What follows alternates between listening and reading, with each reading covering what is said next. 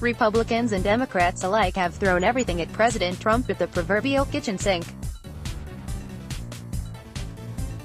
And yet, like Old Glory, i.e., the American flag, flying proudly over Fort McHenry as it withstood the relentless assault of enemies committed to robbing American citizens of their freedom and subjugating us to bow before the throne of England, President Trump soldiers on. I cannot help but equate the enormous sense of pride I have for the flag with the leadership of President Trump, considering the viciousness of the assault he has championed through. President Trump, like that historic dawn during the War of 1812, which witnessed Old Glory waving proudly amidst the rocket's red glare, bombs bursting in air, gives us proof that the long night of shame and misery Americans suffered under the past administrations has given way to the dawn of a bold new day. President Trump was never supposed to win. It was never believed that he could win. He was viewed with contempt and scorn despite being enormously wealthy and despite having experienced great success professionally. To the elites, Donald Trump the man was good only to give money to their political action committees, PACs, give money to the candidates they approved of and/or to provide champagne and caviar venues for them to host their parties. The morphological characteristics between the Republican Party that was the party of Reagan and the pusillanimous backstabbing Camorra of liars and traitors masquerading as concerned representatives of we the people cannot be overstated.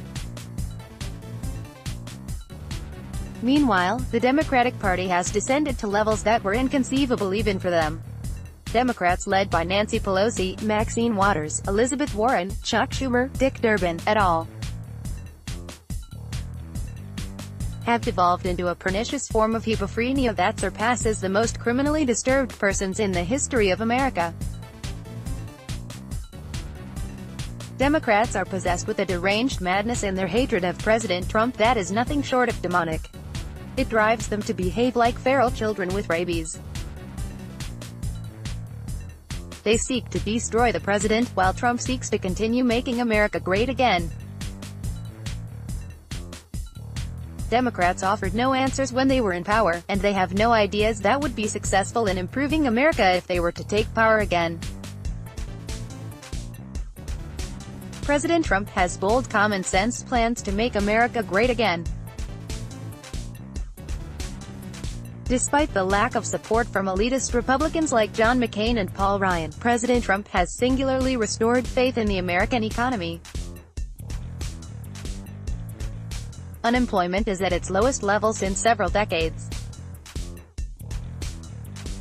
Businesses are returning to America, more businesses are expanding and reinvesting in America, which means even more jobs.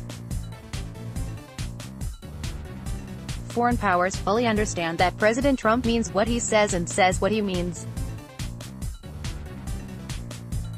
He is a man amongst men, a leader amongst leaders. Democrats are interested in promoting men and women's bathrooms, sodomy and transgenderism.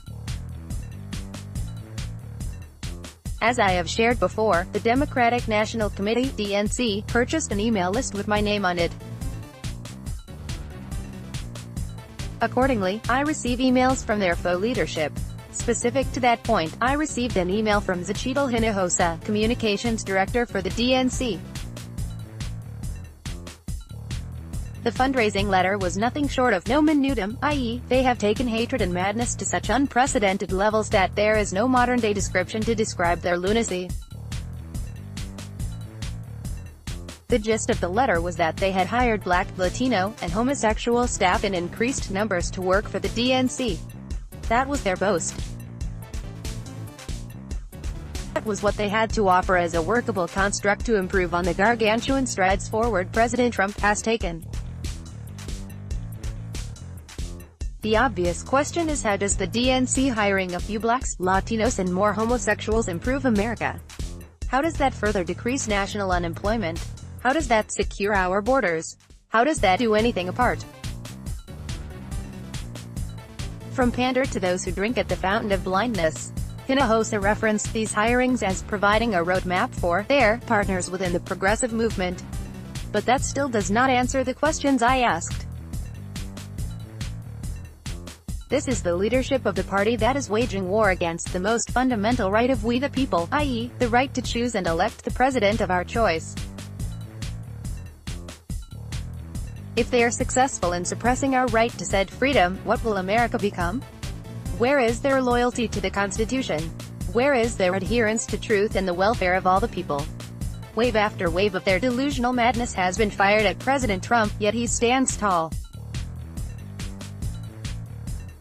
We, the people, are blessed with each breaking dawn, knowing that he brings continued victory and a commitment to lead America and her people to a place of truth, prosperity and security. The Republicans opposing President Trump represent a greed and elitist gentility that doesn't respect outsiders, because outsiders threaten their lobbyist-fed gravy train. Democrats opposing President Trump hate we the people. They are neo-Leninists who are committed to transmogrifying America into a wholly Marxist state. A commitment to freedom is denied to everyone who does not agree with their fractious, Arabusic dogma.